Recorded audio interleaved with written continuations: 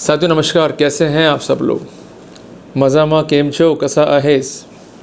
आप सबको जय श्री राम, जय बालाजी की, जय खाटू श्याम जी की।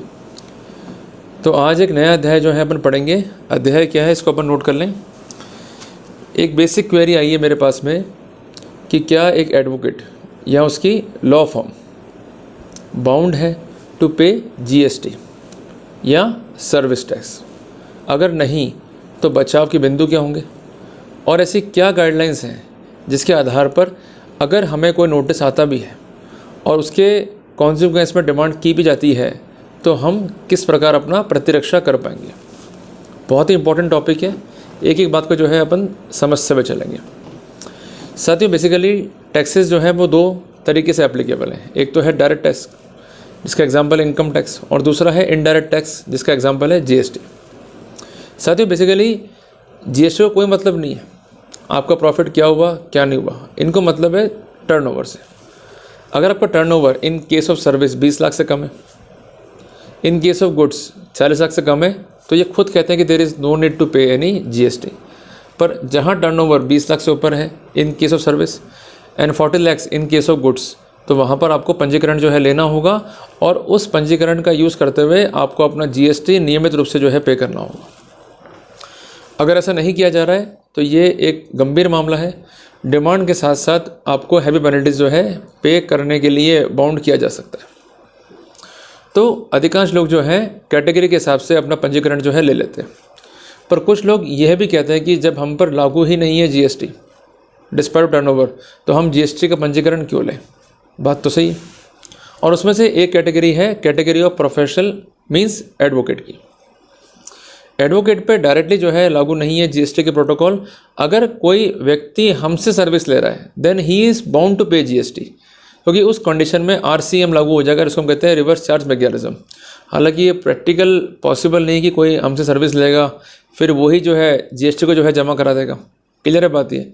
तो हम मोटा मोटा ये कह सकते हैं कि advocates are totally exempted to pay a service tax in respect of legal services. Clear है बात ये आप नोट डाउन कर लीजिए। साथियों एक मामला जो है सामने आया उड़ीसा हाईकोर्ट के। जजमेंट है शिवानंदा रॉय बनाम प्रिंसिपल कमिश्नर जीएसटी। जजमेंट है दिनांक 7/4/2025 का।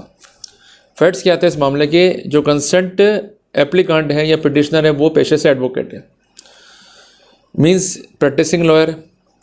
इन्हें जो है एक नोटिस मिलता है फ्रॉम डिपार्टमेंट और उसमें डिमांड होता है सर्विस टैक्स का।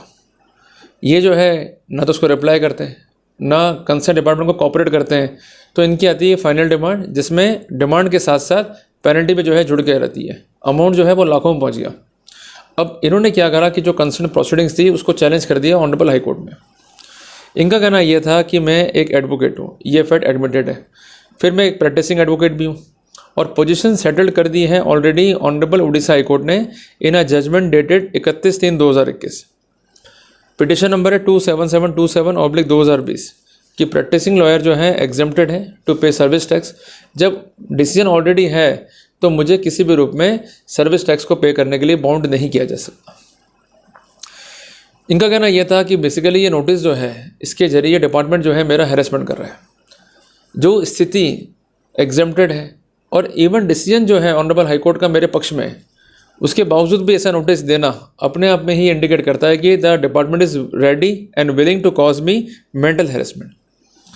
मुझे बहुत जो है मेंटल हैरेसमेंट हुआ और मुझे इस डिपार्टमेंट नोटिस के जरिए जो है लगातार जो है परेशान किया गया और मुझे कॉल अपॉन किया गया कि आप जो है अपना सर्विस टैक्स जो है पे करो, जबकि मैं ये अमाउंट देने के लिए बाउंड नहीं था। और मुझे फर्दर हैरेस करने के लिए एक फाइनल नोटिस दिया गया और उसके अंदर डिमांड प्लस पेनल्टी के अमाउंट को जोड़ के एक बड़ी रिकवरी जो है मुझसे करने की चेष्टा की गई। Entire proceedings are abuse of process and that's why it is liable to be set aside. ये इनका प्रेयर था। ये जो है डायरेक्टली पहुंच गया हाई कोर्ट में इस केस को लेके। अब प्राइमरी क्वेश्चन ये था कि जब भी आप हाई कोर्ट में जा रहे हैं और नोटिस को जो है चैलेंज कर रहे हैं then you have to show कि प्रोसीडिंग वास्तव में जो है अब्यूज ऑफ प्रोसेस है। अगर आपके मियर अबरमेंट है, मियर सबमिशंस है, then it is not sufficient to have the proper remedy from court of law. एक बात समझिएगा कि जो क्वेश्चनिंग प्रोसीडिंग है इसका स्कोप जो है बहुत लिमिटेड है। इवन सुप्रीम कोर्ट ने भी कहा है कि the power should be exercise sparingly. पर जहाँ पर प्रोसेस का अब्यूज़ हुआ है वहाँ पर कोर्ट को इंटरवीन भी करना चाहिए, ये भी कहा है, और प्रोसीडिंग को जो है रद्द कर दें या सेट असाइड कर दें, ये भी कोर्ट ने जो है स्पेसिफिक किया। अब प्रश्न ये बनता है कि यहाँ पर ये प्रोसीडिंग जो है कैसे अब्यूज़ ऑफ प्रोसेस थी। साथियों, अगर आप संविधान को देखें, खासकर आर्टिकल 21 को, तो वहाँ साफ लिखा हुआ है कि you are having the right to life and liberty, और ये फंडामेंटल राइट है। जब भी इनका इन्फ्रिंगमेंट होगा तो आप संवैधानिक रेमेडी जो है सीख कर सकते हैं डायरेक्टली। क्लियर है बात ये। दूसरी बात है कि right to life and liberty में एक प्रोटेक्शन ये भी है कि आपके विरुद्ध अनवारंटेड प्रोसिक्यूशन जो है ना लाया जाए। साथियों, जब लीगल पोजीशन क्लियर है और उस लीगल पोजीशन में मना कर रखा है, तो ऐसे सिनेरियो में उसके बावजूद भी उस काम को करना जो कानून ने ही प्रोहिबिट कर रखा है, जो प्रक्रिया है अपने आप में ही कहलाएगी अब्यूज़ ऑफ प्रोसेस। क्लियर हो गया अपने को। साथियों, यहाँ पर जो फैक्ट रखे गए उन फैक्ट के कॉन्टेक्स्ट में और जो लीगल पोजीशन थी उसके कॉन्टेक्स्ट में ये स्पेसिफिक केस जो है चॉकआउट किया गया कि प्रोसीडिंग्स जो है अब्यूज़ ऑफ प्रोसेस है। पहला पॉइंट वापस से मैं रिपीट कर रहा हूँ, the petitioner is an advocate, और ये भी एम्फेसाइज था ही इज़ अ प्रैक्टिसिंग लॉयर, और ये भी एम्फेसाइज था कि डिमांड नोटिस प्लस पेनल्टीज जो कि मुझसे मांगी गई हैं as per the protocol of section 73 of finance act 1994, it is in violation of the settled guidelines. इनका ये भी कहना है कि इस तरह का नोटिस जो है जारी हो सकता ही नहीं था। तो कोर्ट ने स्पेसिफिक कर दिया कि हमने कई बार जो है जजमेंट दी है, खासकर जजमेंट था 31/3/2021 का, जिसमें स्पेसिफिक है कि जो प्रैक्टिसिंग लॉयर है उसे किसी भी रूप में सर्विस टैक्स को पे करने के लिए बाउंड नहीं किया जा सकता। अगर इस तरह के नोटिस दिए जा रहे हैं बाय द डिपार्टमेंट तो ये प्रोसीडिंग्स का अब्यूज़ है। ऐसे सिनेरियो में ऐसे नोटिस स्थिर ठहराए जाने योग्य नहीं है, they are liable to be set aside and quash. Looking at the facts and circumstances, court ने प्रोसीडिंग को जो है रद्द कर दिया, पर कोर्ट ने एक बात को स्पेसिफिक कर दिया कि अगर ITR में अन्य खंड बताए गए, उदाहरण के लिए on account of any house hold rent, कोई इनकम जनरेट हो रही है और उस पर लागू है सर्विस टैक्स, तो वो वसूल हो जाएगा, पर लीगल सर्विस जो है उसके एक्सटेंड तक ये रिकवर नहीं होगा। क्लियर हो गया अपने को। तो साथियों, ये जजमेंट जो है हमें सिखाता है 5 महत्वपूर्ण बातें। सबसे पहली बात कि यदि हम एडवोकेट हैं, खासकर प्रैक्टिसिंग एडवोकेट, तो हम पर सर्विस टैक्स के प्रोटोकॉल लागू नहीं होंगे। दूसरी बात, नोटिस अगर आ गया है तो प्रॉपर रिप्लाई करें, और जजमेंट जो है ऑनरेबल उड़ीसा हाईकोर्ट का जो वर्तमान जजमेंट है दिनांक 7/4/25 का जो मैंने बताया उसको रिलाई करें। एक जजमेंट है 31 मार्च 21 का, उसको जो है रिलाई करें। तीसरी बात, कोर्ट ने ये अपेक्षा भी करी है ऑफिशियल से कि आप ये नोटिस जारी ना करें। अगर आप हैरेसमेंट कर रहे हैं, प्रोसेस का मिसयूज़ कर रहे हैं, तो वहाँ पर परजुरी कॉज होती है कंसर्न व्यक्ति को, तो ऐसा ना करें। और एक बात ध्यान रखिएगा कि यदि कोई लोक सेवक इस तरह का प्रोसेस को मिसयूज़ करता है देन डेफिनेटली उसके विरुद्ध भी आप कानूनी कार्रवाई इनिशिएट कर सकते हैं। इवन CCA रूल्स के तहत भी जो है कार्रवाई को इनिशिएट कर सकते हैं। चौथी बात यह है कि कई बार देखा गया ऐसा कि आप जो है कवर नहीं है GST के अंदर, इसके बावजूद भी आपको बुला करके डराया धमकाया जाता है और कार्रवाई को ड्रॉप करने के नाम पर पैसे मांगे जाते हैं। ये क्राइम है। अगर ऐसा कोई अधिकारी करता है तुरंत ये मैटर रिपोर्ट करे CBI को या कंसर्न ACB को, और ऐसे भ्रष्ट अधिकारी को ट्रैप कराए प्रिवेंशन ऑफ करप्शन एक्ट में।